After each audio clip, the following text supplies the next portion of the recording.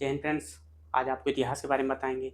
इतिहास क्लास 8 की NCERT chapter number दूसरा है। दूसरे चैप्टर में हम क्या जानेंगे? दूसरे चैप्टर में कुछ पढ़ा चुके हैं और उसके बाद कुछ थोड़ा सा बचा हुआ था, वही पढ़ाना है। ठीक है आपको? जिसमें हम इसमें बचा हुआ है क्या, कंपनी का फैलता हुआ प्रशासन के बारे में इसमें बताना है। कंपनी का फैलता हुआ प्रशासन।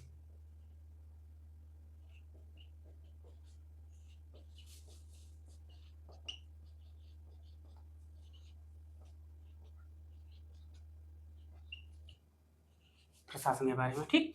अब इसमें हम समझते हैं कंपनी का फैलते हुए प्रशासन।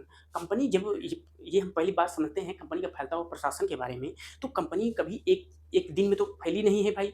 इतना जगह ये अपना विस्तार एक दिन में तो की नहीं है। इनका लंबा प्रोसेस रहा हुआ।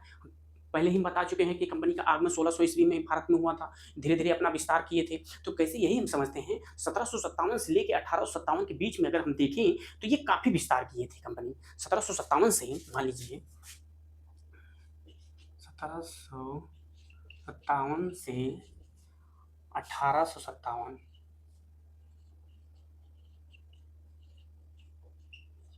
इनके बीच में काफी विस्तार हुआ। क्या कह सकते हैं, ईस्ट इंडिया कंपनी का काफी विस्तार हुआ यहाँ पर। तो क्या समझते हैं, ये जो 1757 की जो ये हुआ था, ये युद्ध हुआ था, जो कंपनी लड़ी थी, ये लड़ी थी प्लासी का युद्ध हुआ था, जो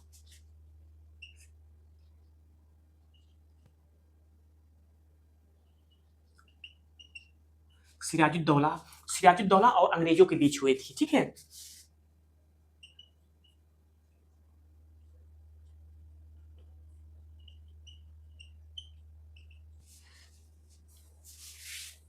ठीक। इनके इनके बीच ये युद्ध लड़ा गया था। ठीक, इतना समझ में आया आपको? मतलब कह सकते हैं 1757 में इनके बीच हुआ था। मगर ये कंपनी का हम समझते हैं, कंपनी जो थी, कंपनी का ये 1757 का जो प्लासी का युद्ध था, ये कह सकते हैं ये भाग के तौर पे जीता हुआ कह सकते हैं, क्योंकि इसमें छल कपट की नीति अपनाई गई थी। इसमें छल कपट मतलब कह सकते हैं कि इसमें सिराजुद्दौला के मंत्री जो थे, जो सैनिक मंत्री थे, जो थे मीर जाफर, जो थे मीर जाफर को अपने ओर मिला लिया था। जो रॉबर्ट क्लाइव थे, ये इनको मिला लिया था, ये कहकर कि आपको बंगाल का नवाब बना दिया जाएगा। इसके बारे में बता चुके हैं, बंगाल का नवाब बना दिया जाएगा। तो अब ये क्या था कि ये जब मिला लिए तो सिराजुद्दौला जो था, उनकी सैनिक भाग नहीं लिए सिराजुद्दौला के, मतलब प्लासी युद्ध में। तो सिराजुद्दौला गया, हार गया था। वो कंपनी की जीत मानी जाती है, मगर वो निर्णायक जीत नहीं मानी जाती थी। निर्णायक जीत कब मानी जाती है? ये होती है कब होती है? ये होती है 1764 में, बक्सर के युद्ध में। बक्सर के युद्ध में हम मान सकते हैं 1764 में ये कंपनी की निर्णायक जीत मानी जाती है। इसमें क्या था, इसमें में मीर कासिम जो थे, बंगाल के नवाब थे, सिराजुद्दौला थे, शाह आलम थे। ये तीन तीन शासक लोग मिलकर कंपनी से लड़े थे। ठीक, ये तीन तीन शासक कंपनी से मिलकर लड़े थे, तो भी कंपनी से हार गए थे। इसीलिए कह सकते हैं कि 1764 का युद्ध, जो बक्सर का युद्ध माना जाता है, यह कंपनी का एक निर्णायक युद्ध माना जाता है। क्योंकि कंपनी उसमें उसमें अपने बलबूते जीती थी। जब अपने बलबूते जीती थी, तो उसके बाद इनका विस्तार काफ़ी तेज़ी से होने लगा। तब उसी के बीच में क्या हुआ, रेजिडेंट, जैसे कह सकते हैं जब विस्तार होने लगा तो एक अधिकारियों की नियुक्ति करने लगी। अधिकारियों की नियुक्ति करने के लिए जिसे कह सकते हैं रेजिडेंट जिसे कहा जाता था। मान लीजिए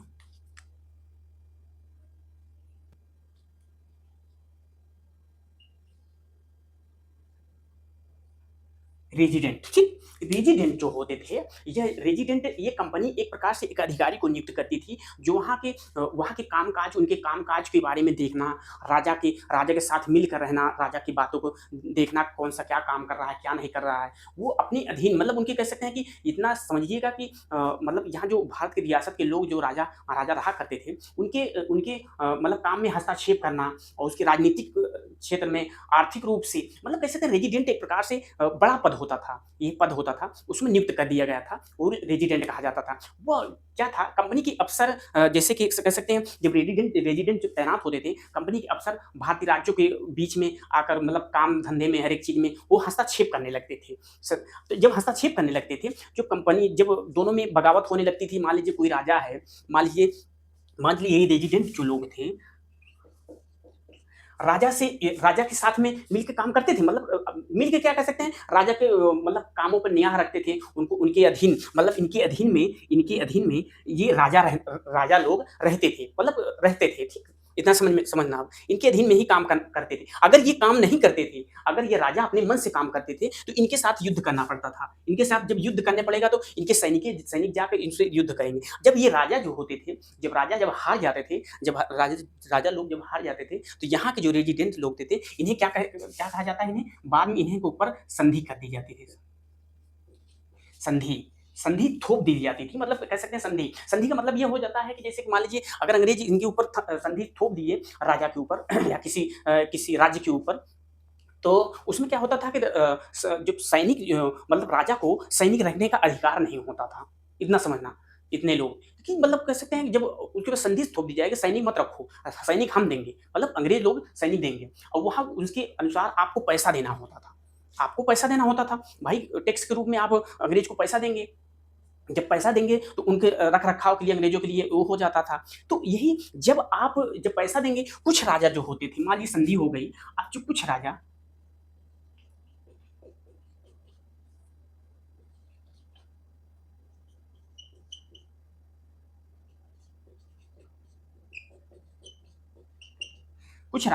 कर नहीं चुका पाते थे, तो उनके जब कर नहीं चुका पाते थे, तो उनके राज्य को हड़प लिया जाता था। जब हड़प लिया जाता था, उनको अपने अधीन कर लिया जाता था, ठीक है। उनसे जब अपने अधीन कर लेंगे, तो वो अपने विस्तार और फैलाते चले जाएंगे। उसी के में हम समझते हैं, इसमें हम समझते हैं उदाहरण के लिए कि जब ये कुछ जैसे राजा हुआ, कैसे गवर्नर जनरल हुए, जैसे रिचर्ड का नाम भी नहीं,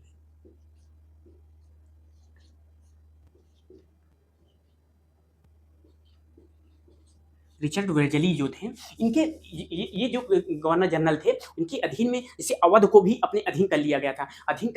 इनका मतलब कह सकते हैं कि कुशासन का आरोप देकर ये अपने अधीन कर लिए थे, ठीक। इतना आपको समझ में आया, ठीक। अब हम कुछ समझते हैं, समझते हैं टीपू सुल्तान के बारे में। जब इनकी संधियां जब होने लगी, तो क्या हुआ कि पूरे भारत में कुछ लोग तो सभी लोग अपनी मतलब उनकी अधीनता स्वीकार तो नहीं करेंगे। कुछ लोग होंगे जो युद्ध करने लगेंगे, ठीक है। जब कुछ लोग युद्ध करने, उसी बीच में टीपू सुल्तान आते हैं, जो टीपू सुल्तान जो हैदर अली के पिताजी हैं, समझते हैं,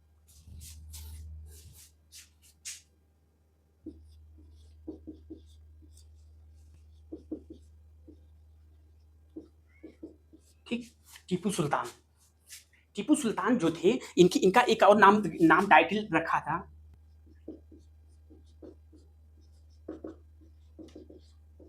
शेर ए मैसूर की उपाधि इन्हें दी गई थी, ठीक। शेर ए मैसूर की उपाधि दी गई थी, ठीक। इतना समझ में आया आपको। शेर ए मैसूर की, इनकी पे देखिए, कोई भी राजा कोई भी हो, उनकी कहानियाँ, उनके बारे में थोड़ा लोग कुछ या गलत कहानियाँ या तो सही कहानियाँ मनी उनके नाम के पीछे भी जुड़े होती थी। इन्हें भी कहा जाता है, टीपू सुल्तान के जब थे, शेर ए मैसूर जब इनका नाम पड़ा था, कहा जाता है कि ये जो थे टीपू सुल्तान जो थे, यह अपने फ्रांसीसी दोस्त के साथ यह जंगल में घूमने गए थे, ठीक। जब ये जंगल में घूमने गए थे, तो वहाँ पर शिकार करने गए थे, मतलब कह सकते हैं पहले के राजा महाराजा शिकार करने के लिए गए थे। तो इनकी क्या था कि इनकी तलवार थी, तलवार और ये बंदूक थी, बंदूक और तलवार ये लेके गए थे। उसके बाद कहते हैं कि कहावत है भाई, वो जब अचानक शेर जब आया, तो बंदूक अचानक समय पे धोखा दी, कटार जो थी इनकी, जो कटार तलवार टाइप की थी, वो गिर गई थी। बंदूक धोखा दे दी, तो वो के बाद गिर कर ये उठकर उसके तलवार मतलब कटार लेकर वो शेर को मार दिए थे। शेर को मार दिए थे, इसलिए इनका नाम क्या पड़ गया था, शेर ए मैसूर, ठीक। इतना समझ में आया। इनके नाम के पीछे भी ये पूछ सकता है, ठीक। अब ये हम समझते हैं, इनके झंडे में जो प्रतीक माना जाता था, झंडे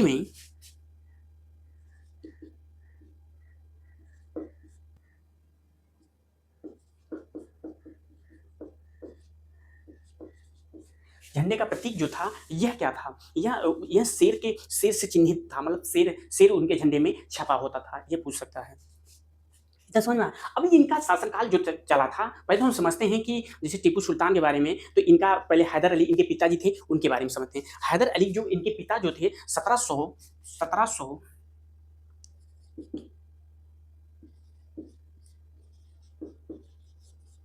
हैदर अली जो थे 1761, से 1782 तक थे। 1782 ईस्वी तक ये इनका शासनकाल चलता रहा। कौन थे? ये हैदर अली। हैदर अली थे, ठीक है। अब इनका शासन इतने साल तक चलता रहा। उसके बाद कह सकते हैं 82 से 99 तक टीपू सुल्तान थे, ठीक है।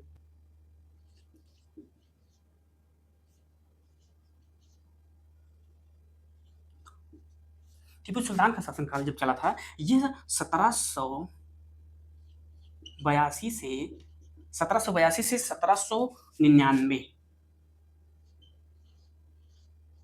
ईस्वी तक इनका शासनकाल चलता रहा, ठीक है। अब ये 1799 में इनकी मृत्यु हो गई थी, ठीक। अब ये हम समझते हैं, पहले ये समझेंगे जैसे कि ये जो लोग थे, इनके पिता जो थे, ये मैसूर के शासक हुआ करते थे। मैसूर आज जो है दक्षिण पड़ता है। इनका शासनकाल इतने से इतने तक चला था। वही टीपू सुल्तान जो थे एक शक्तिशाली शासक माने जाते हैं, क्योंकि इनके शासनकाल में अपने इलाके में जो थे ये मतलब कह सकते हैं कि अंग्रेजों से डायरेक्ट ये मतलब युद्ध करते थे। ये कह सकते हैं कि अंग्रेजों से ज़्यादा जलते भी थे, क्योंकि फ्रांसीसी लोग इनके मित्र थे। देखो, तो ये 1700 कह सकते हैं 1785 ईस्वी में अपने क्षेत्र में जो इनके क्षेत्र में 1785 में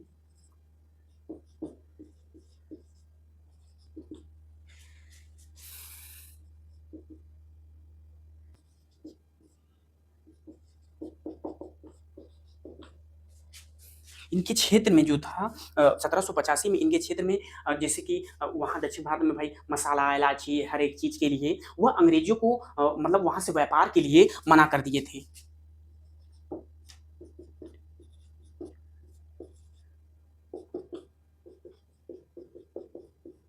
ओके।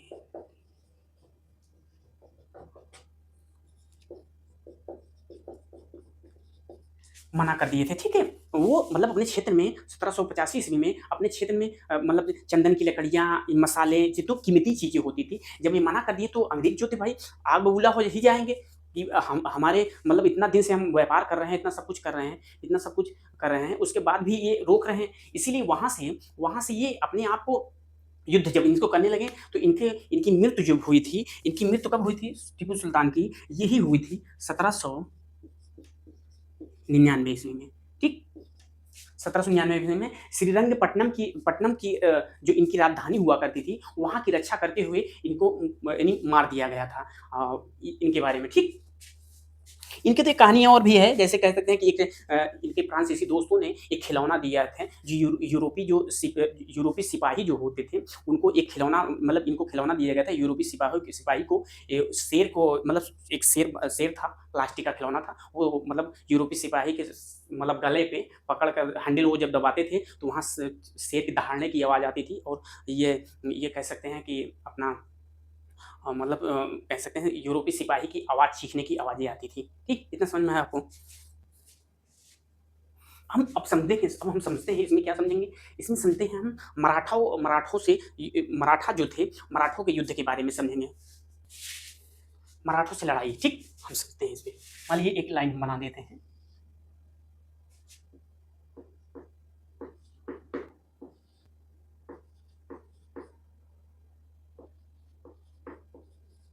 ठीक? अब हम समझते हैं 18वीं शताब्दी में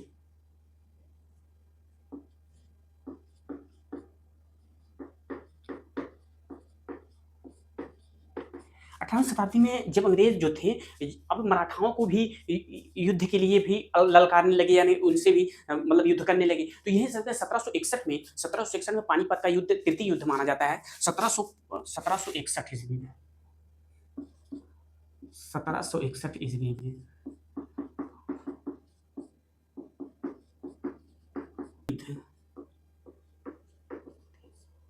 युद्ध, ठीक।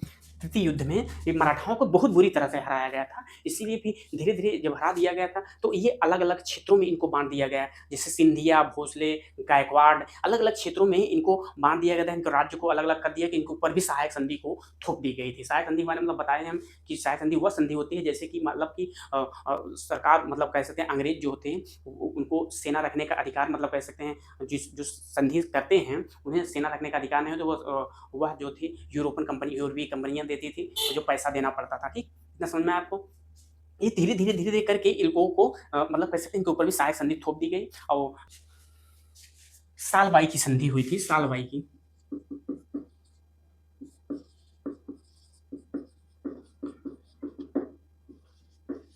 सालबाई की संधि, ठीक है?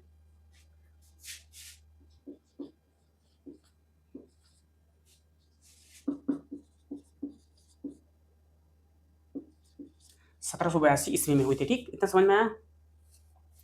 अब हम समझते हैं इसमें क्या समझे हम समझते हैं इसमें सर्वोच्चता का दावा।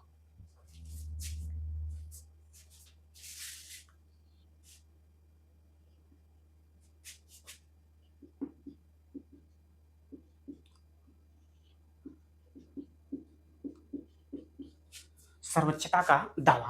अब इस सर्वोच्चता का दावा का मतलब क्या हो जाता है? कंपनी जो थी वह अब ये सब सभी क्षेत्रों को जब जीत ली थी, तो वो क्या हुआ, वो सर्वोच्चता का दावा मतलब कहते कि कंपनी सभी को बोलने लगी कि भाई हम सबसे सर्वोच्च हैं, मतलब सबसे ऊपर हैं, आप सबसे नीचे हैं। उसी के बीच में सभी को मतलब सभी राजाओं को अपने अधीन करने की कोशिश करने लगे। जिसे कह सकते हैं उसी के बीच में वो हुए जैसे लॉर्ड लॉर्ड हेस्टिंग्स जो थे, लास्ट हेस्टिंग्स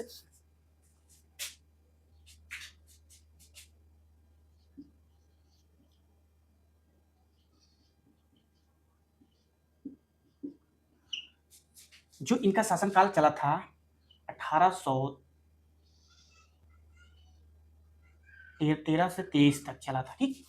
13 से 23 तक चला था, इनका शासनकाल चला था, ठीक है? ये सर्वोच्चता का दावा मानते थे, सर्वोच्चता का दावा, ठीक? वही धीरे-धीरे करके रानी चेन्नम्मा जो थी, ये कित्तूर की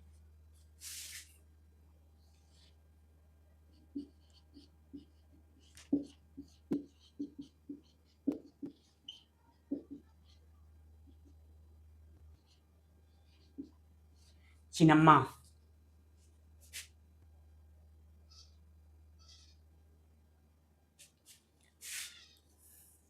ये भी रानी चिन्नम्मा जो थी, ये भी युद्ध में कूद पड़ी। इनका आंदोलन जो चला था 1700 ये 1824 1824 तक इनका ये युद्ध में कूदी थी। इनके इनके बाद जो जो थे वह थे कह सकते हैं रायन्ना जो इनके चौकीदार थे, जैसे कह सकते हैं कटप्पा के तौर पर इनका शासन चलता तो हुआ था। कटप्पा के तौर पर थे और रायन्ना जो थे जो चौकीदार थे वो भी कुछ समय तक अपना प्रतिरोध जारी रखा। उसके बाद कह सकते हैं विलय की नीति थी। विलय की नीति के बारे में आप समझे हुए हैं। जो ये लॉर्ड डलहौजी लाए थे विलय की नीति। विलय की नीति में हम समझते हैं विलय की नीति क्या देखा भाई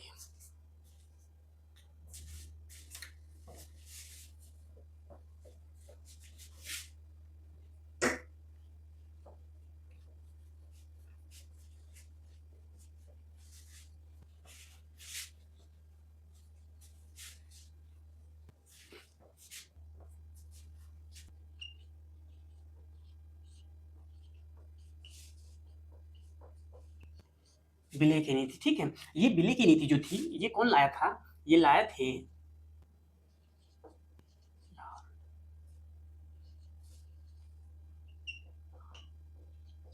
लॉर्ड डलहौजी लाया था, ठीक है? और ये लाए थे कब आया था हुआ था? ये हुआ था 1848 ईस्वी से चालू हुआ था। यह 1848 से चालू हुआ था, 1856 तक ईस्वी तक था, 1856 ईस्वी तक था, ठीक है? ये विलय नीति। विलय नीति का मतलब यह होता है कि किसी भी राजा या रानी के पुत्र में अगर पुत्र नहीं है तो वह जो थे ये लॉर्ड डलहौजी जो होता था और अंग्रेज जो होते थे यह अपने उनके शासन व्यवस्था या उनके राज्य को अपने अधीन कर लेते थे। अगर उनका पुत्र नहीं है, अगर पुत्र नहीं है, पुत्रियां हैं तो भाई उससे मतलब ही नहीं है, पुत्र होना चाहिए और कोई गोद लिया हुआ बच्चा नहीं होना चाहिए। ये होता था, ठीक है? काफ़ी लोग होने लगे। तो इसी बीच में जैसे सतारा हुआ, संभलपुर हुआ, झांसी हुआ, ये सब उनके अधीन हो गए थे। इसी के बीच में इसी के बाद में 1857 की क्रांति में ये सब मिलकर मतलब कह सकते हैं 1857 की क्रांति में कूदे हुए थे, मतलब आंदोलन बड़ा लंबा आंदोलन चला हुआ था, ठीक है? और वो लास्ट में किसको मिलाया गया था? अवध अवध को मिलाया गया था, जो बना मिलाया गया था अवध को 1800 1856 ईस्वी में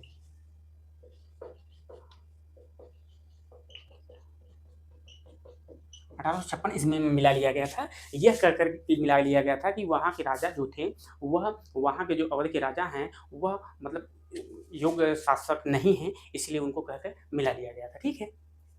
देखने के लिए धन्यवाद।